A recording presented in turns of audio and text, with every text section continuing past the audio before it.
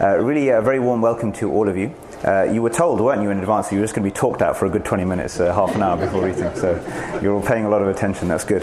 All right. So I've been tasked to. I'm just checking the time. Okay, yeah, 7:48. So I've been tasked to talk about Islam and Ramadan. That's my title that I was given, and to do that in about 10 minutes, which obviously it's not an easy task in one sense, but it is easy in another sense, because actually it's a lot more simple than people think it is. I'll begin by just translating the word Islam. In fact, well, let me open it up to you. Might as well get some engagement going. What does the word Islam even mean? Anybody? And you get an extra date if you get this right. So what does the word Islam mean? Anyone? Right, so the word Islam means submission. It means submission. Submission, surrender, devotion, commitment. And the point being is that Islam simply means submission, devotion to God. That's what it means. And the interesting thing about the word Islam, according to the Quran, and the Quran we believe as revelation revealed around 1500 years ago to the Prophet Muhammad, in a continuation of revelations or revealed messages by God to humankind, the word Islam, meaning submission to God, which we now consider or think of as a religion, as opposed to Judaism, as opposed to Christianity, as opposed to whatever else, simply carries that meaning. Submission to God. And in fact, what we understand from the Quranic narrative is the fact that this submission to God is the same fundamental submission to God that previous prophets and peoples and communities were invited to. So from our perspective, Abraham was a Muslim, and Moses was a Muslim, and Jesus was a Muslim, in the sense that they were submitted to God. Right? They acknowledged God, they believed in Him. There is only one God. In Arabic, La ilaha illallah. La ilaha means there is no God illallah, except for God. Nowadays people just stick with the first part. They just say there is no God, full stop. But we continue to know that there aren't, except for one. There is only one God. We believe that He created us. We believe that God gives life meaning. God gives life a sense of purpose, a sense of direction. Like we have a sense of where we came from and where we are going. And in the Quran, fundamentally what we're told, and what Islam, submission to God, devotion to God, commitment to God is all about, is just developing that relationship. Through life we develop all sorts of relationships with our parents, with our siblings, eventually with our spouses, children, neighbours, friends, colleagues, etc., etc. And all God is telling us through the Quranic narrative is, don't forget me. Literally, just don't forget me. In fact, in some verses, you who believe, remember God frequently and glorify Him in the morning and the evening. The people of insight, according to the Quran, are those who remember God whilst they're standing, sitting, or on their sides. And they reflect on the creations of the heaven and earth, and they say, God, you are perfect. You haven't created all of this in vain. Meaning that there is purpose, there is a sense, there is a direction, and there is an intention. And so as believers, we go through life devoting ourselves to Him, and through acts of worship and devotion, but also through the way in which we interact with wider community and the wider society. Again, according to the Quranic narrative, the believers are those who are supposed to, in the community, in society, be people who rectify, who mend, who build, who develop, who bring things together. In Arabic, this is the muslihin, as opposed to, on the other hand, the mufsidin, those who corrupt, who break, who split apart. And when you look at the world today, locally and internationally, you can see, generally speaking, people fall basically somewhere in this spectrum. You're either bringing things together, bringing people together, fixing or mending, or you're disrupting, sometimes in devastating ways. And we are invited to be people who mend, fix, bind, bring together. That's what basically Islam is all about. And so when we think about Islam, we think about 5 pillars, and I'll quickly run through these 5. And in the midst of those is fasting, and so we'll cover that too. And then that's all I'll say. I will just double check the time, because everybody here knows that I go on a bit, Yeah. So Islam, then we talk about the 5 pillars of Islam. So there is this thing called Islam, meaning submission to God, devotion to God, and then there are these pillars, the things that uphold it. So what upholds it? Well, the first thing is what's known in Arabic as the Shahadah, which is to bear witness. And so, whilst even Muslims sometimes only often associate this with when people, if you like, convert or become Muslim. I actually don't like the word convert to Islam. I just like the word submit to God, because that's basically what's happening. I wasn't before, and now I am. Now I am a Muslim. right? I have submitted, basically. And it's simply to bear witness to that. And so it happens one time, if you like, or the first time in someone's life, either if somebody has been born into a Muslim household, but then at some point they need to figure out things for themselves and they decide, actually, yes, I do believe that there is a God. I do believe that I'll be resurrected and presented before Him. So I'm going to start taking life a bit more seriously. I submit to Him. I am a Muslim. Or someone else who explores and looks into it and thinks, yeah, this seems like a reasonable account for how to live life, how to go through life, and gives me a sense of what the purpose of my life is. And then for the first time they'll say, I bear witness that there is no God other than God, and that Muhammad is the messenger of God. But as I've mentioned, part of our belief is to recognize all of the messengers, all of the prophets who came and who are associated typically with other traditions, but as far as we're concerned, they're all part of the same message. And so that's the first thing, to bear witness to that. But the point about bearing witness is that it's not a one-time thing. It's a constant thing. There's no point saying that you believe that there's only one God, but then to be rude to your neighbor. There's no point bearing witness that there is to the fact that there is only one God, acknowledging that He is observing you and that you are supposed to devote your life to Him, but then, lying or engaging in any form of kind of corruption, or allowing yourself too easily to fall into temptation, or to be lazy or apathetic when the time is there to come up and do something productive.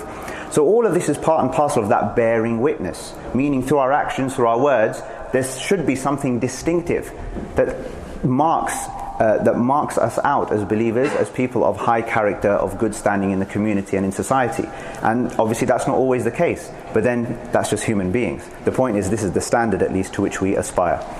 After that comes the prayer, which has been mentioned, and obviously we're in a place where a lot of prayer takes place. The point about prayer is simply this: on the journey of life, every so often just stop, reorient yourself, redirect yourself, engage in a few moments of what we might call nowadays mindfulness, right? Just actually shut off from your wider environment that typically just stresses us out, and just engage in some quiet reflection, remembrance and devotion to your Lord. Basically remind yourself who's number one, remind yourself what life is about. I just compare it to a service station break on a long motorway journey. You basically stop for a bit, you get a bit of nourishment, a bit of a refreshment, you kind of refresh yourself a little bit, and then you're back on the road again. That's effectively what the prayer is. It happens, the obligatory prayers, 5 times in the day and night. After that comes the Zakat, which is an obligatory form of giving. So basically, again to simplify, I call it a membership fee.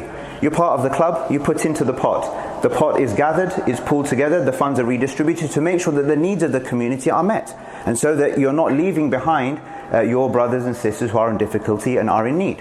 Beyond what is obligatory, charity is a huge part of sort of Muslim life. In Ramadan, hundreds of millions of pounds are given just in this country. I think according to a Times article from a few years ago, the Muslim community in the United Kingdom is the most generous community when it comes to giving, if you just look at charitable giving per capita in a year. And so charity is a huge part of our way of life, I suppose, and it is of course all about alleviating the difficulties and the needs of people who are in need.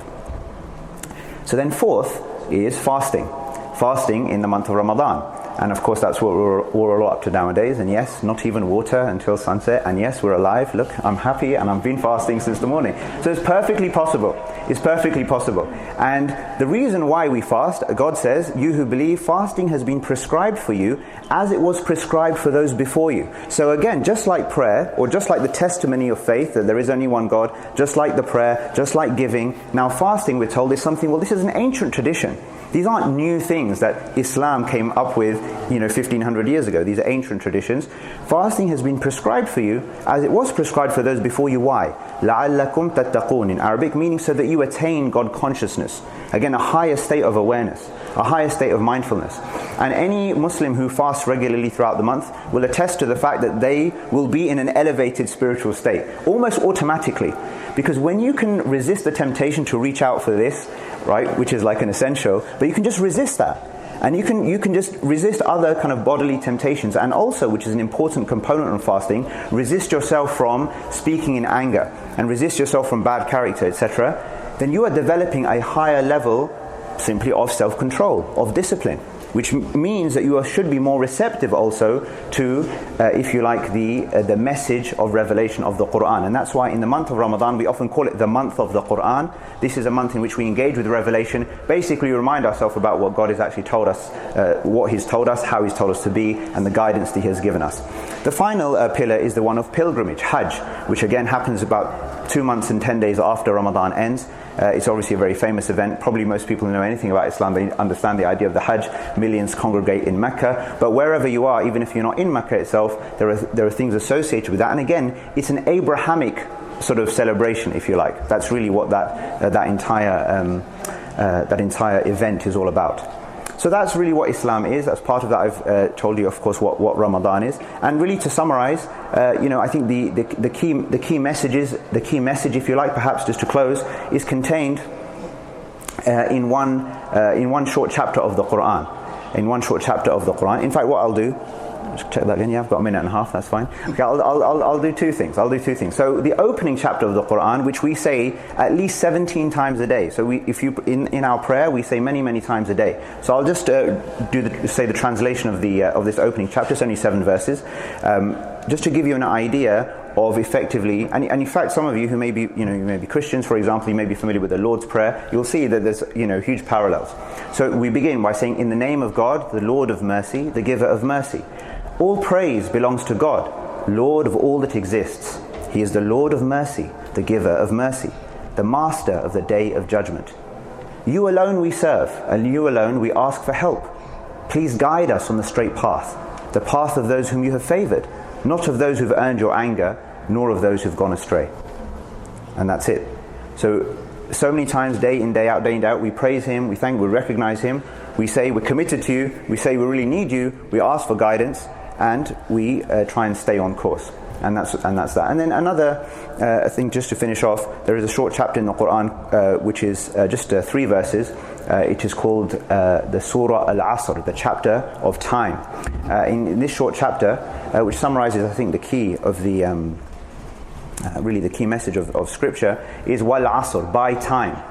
And scholars and commentators say that God takes an oath by this very time that is depleting and fleeting and going faster than any of us might care to think oftentimes. God says, indeed, human beings are in a deep state of loss. So it's a bit shocking. Hang on a second, we're all in a state of loss. Except for those who believe, who do righteous deeds. This is a very, very famous construction in the Quran. Who are the believers? They believe, they do good deeds. Meaning, you've got to back up your claims with action that does justice to the words that you say. وَتَوَاصَوْا بِالْحَقِّ وَتَوَاصَوْا بِالصَّبْرِ. They encourage one another towards truth, and they encourage one another towards patience and steadfastness. And I think in those last 2 things there's perhaps a message just for all people everywhere, given the increasingly confusing, sometimes divisive, complex, distorted kind of age and time that we live in.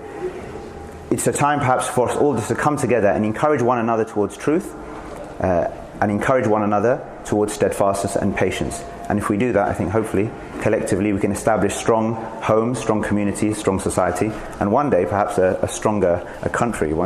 Again, because it seems like it's on a bit of a slide at the moment. But hopefully, Great Britain will be made great again. I think if we could adopt some of these principles, probably we stand a good chance. All right, that's all I have to say. Thank you very much for listening. And I just really want to say again a very warm welcome to all of you. I think it takes a combination of curiosity, but also a bit of courage to be here. So whether you're the curious or the courageous or both, really very warm welcome to you, and thank you very much for being here. Assalamu alaikum.